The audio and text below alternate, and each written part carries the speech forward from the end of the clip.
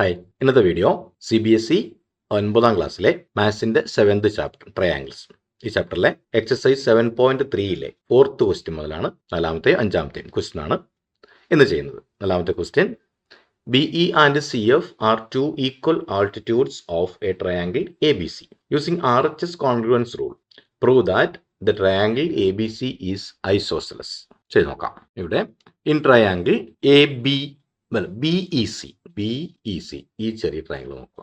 BEC and triangle CFR, triangle CFB, BEC and CFB താഴെയുള്ള രണ്ട് triangle.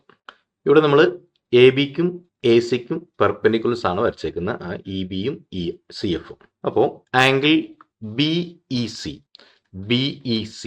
Equal to angle CFB ഈ രണ്ട് triangle. Angle BEC ഈ ആംഗിളും CFB ഈ ആംഗിളും, അപ്പോൾ അത് രണ്ടും 90 ഡിഗ്രി വീതമാണ്. അപ്പോൾ അത് രണ്ടും ഈക്വൽ ആണ്. ഈച്ച് 90 ഡിഗ്രി എന്ന് നമ്മൾ റീസൺ എഴുതി. ഇനി ആ രണ്ട് ട്രയാങ്കിളിലെയും കോമൺ സൈഡാണ് BC. അപ്പോൾ BC equal to BC, reason common side. ഇനി BE ഈക്വൽ ടു CF, അത് ഈക്വൽ ആൾട്ടിറ്റ്യൂഡ്സ് ആണെന്ന് ക്വസ്റ്റ്യനിൽ പറഞ്ഞിട്ടുണ്ട്. അപ്പോൾ ഗിവ് ആണ്. Therefore triangle BEC congruent to triangle CFB ഈ രണ്ട് ട്രയാങ്കിളും കോൺഗ്രുവൻ്റ് ആണ്. കാരണം BC കോമൺ ആണ്, BC ഹൈപ്പോട്ടന്യൂസ് ആണ്. അതുപോലെ ഇത് റൈറ്റ് ട്രയാങ്കിൾ ആണ്. പിന്നെ BEയും CFും ഓരോ സൈഡുമാണ്. അപ്പോൾ നമുക്ക് ഹൈപ്പോട്ടന്യൂസും ഒരു സൈഡും ഈക്വൽ ആണെന്ന് കിട്ടിയിട്ടുണ്ട്. റൈറ്റ് ട്രയാങ്കിളും ആണ്. അപ്പോൾ ഉപയോഗിക്കാൻ പറ്റുന്നത് RHS വെച്ച് ചെയ്യാനാണ് ക്വസ്റ്റ്യനിൽ പറഞ്ഞിരിക്കുന്നത്. നമുക്കിവിടെ RHS തന്നെയാണ് കിട്ടിയത്. അപ്പോൾ ബൈ RHS കോൺഗ്രുവൻസ് റൂൾ. ഇനി അതിൽ നിന്നും നമുക്ക് ആംഗിൾ BCE ഈ മൊത്തം angle equal to angle CBF ഈ മുഴുവൻ ആംഗിൾ. കാരണം അവിടെ ട്രയാംഗിൾ കോൺഗ്രുവൻ്റ് ആണ് നമ്മൾ പ്രൂവ് ചെയ്തിട്ടുണ്ട്. അപ്പോൾ CPCT. Therefore AB equal to AC. കാരണം AB എന്ന് പറയുന്നത് C എന്ന ആംഗിളിന്റെ ഓപ്പോസിറ്റ് ആണ്, AC എന്ന് പറയുന്നത് B എന്ന ആംഗിളിന്റെ ഓപ്പോസിറ്റ് ആണ്. That's opposite to equal angles of a triangle are equal. അപ്പോൾ ABയും ACയും ഈക്വൽ ആണ്. ABACയും ഈക്വൽ ആണെങ്കിൽ therefore triangle ABC is isosceles. അപ്പോൾ ട്രയാങ്കിൾ ABC isosceles ആണ് നമ്മൾ പ്രൂവ് ചെയ്ത് കഴിഞ്ഞു. ഇനി ഇതിലെ 5th question, ABC is an isosceles triangle with AB equal to AC. Draw AP perpendicular to BC to show that angle A is equal to angle B.